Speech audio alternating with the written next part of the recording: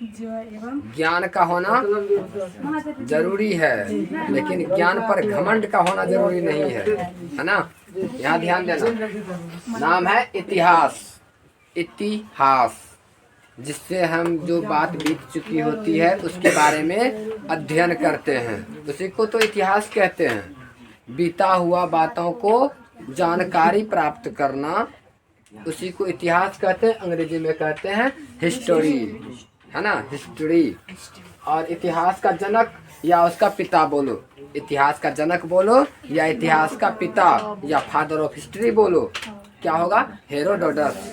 ठीक है, क्योंकि वो इतिहास का जानकार है, इतिहास का खोजकर्ता, इतिहास के बारे में लिखा। ठीक है, अब देखो इतिहास को बढ़िया से समझने के लिए इसको 3 वर्गों में खंडित किया गया है, ताकि इतिहास बढ़िया से समझ में आए। इसीलिए इतिहास को 3 वर्गों में बांटा: प्राक ऐतिहासिक काल, आद्य ऐतिहासिक काल और ऐतिहासिक काल।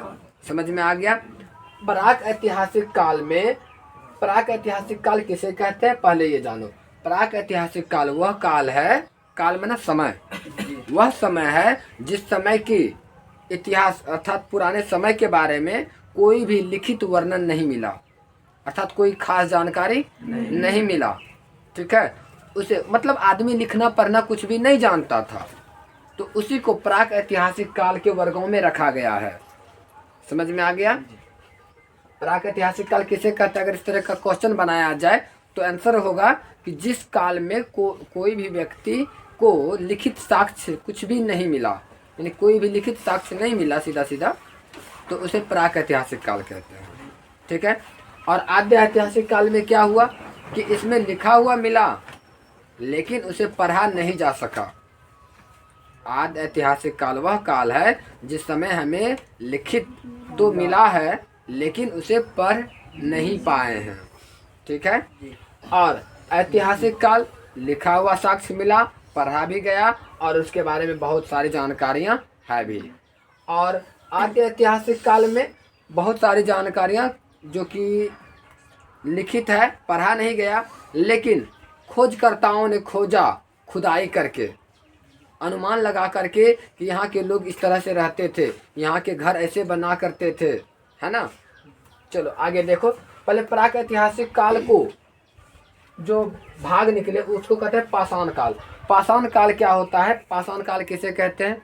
तो वह समय जबकि लोग आखेट का खोज करते थे, अर्थात शिकार करते थे। पाषाण काल जब लोग हथियार का इस्तेमाल करते थे, लोग हथियार का इस्तेमाल करते थे शिकार करने के लिए, उसे पाषाण काल कहा गया। और पाषाण काल को 4 भाग में बांट दिया गया: पूरा पाषाण काल, मध्य पाषाण काल, नव पाषाण और ताम्र पाषाण काल। ठीक है, तो पूरा पाषाण काल क्या था? पूरा पाषाण काल के जो लोग थे वो आदि मानव कहलाते थे, यानी वहाँ के लोग अपने पेट भरने के लिए सिर्फ काम करते थे, पेट भरना चाहिए उसके लिए जंगलों में शिकार करते थे। और पूरा पाषाण काल में ही आग का खोज हो गया था। पूरा पाषाण काल में किस चीज का खोज हुआ था? आग का। क्वेश्चन बन सकता है आग की खोज किस काल में हुई थी? पूरा पाषाण काल में, है ना। उसके बाद मध्य पाषाण काल। मध्य पाषाण काल में क्या हुआ? जो लोग पूरा पाषाण काल के थे, जो शिकार करते थे, तो बड़े बड़े हथियार हुआ करते थे उस समय, तो मध्य पाषाण काल में उसी हथियार को छोटा किया गया।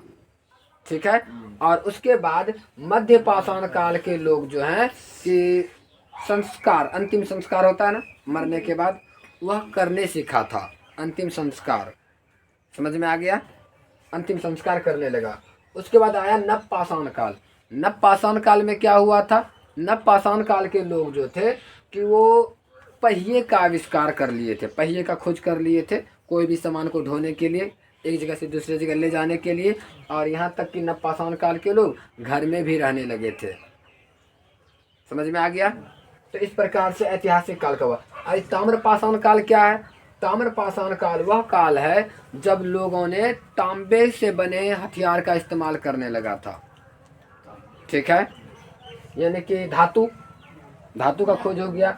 और जानते हो मानव ने खेती करना सीखा था, जो खेती किया था पहला खेती, उस 7000 ईस्वी पूर्व पाकिस्तान जो अभी है वर्तमान में पाकिस्तान है, वहाँ पाकिस्तान का किरथर एक पहाड़ था और एक सुलेमान पहाड़, उन दोनों के बीच में ही खेती किया था। और पहला खेती गेहूं और जौ का किया था। समझ में आ गया? कौन लोग? प्राक ऐतिहासिक काल के लोग, है ना। तो उसके बाद जो है कि पहला जो जानवर पाला था वह पाला था कुत्ता।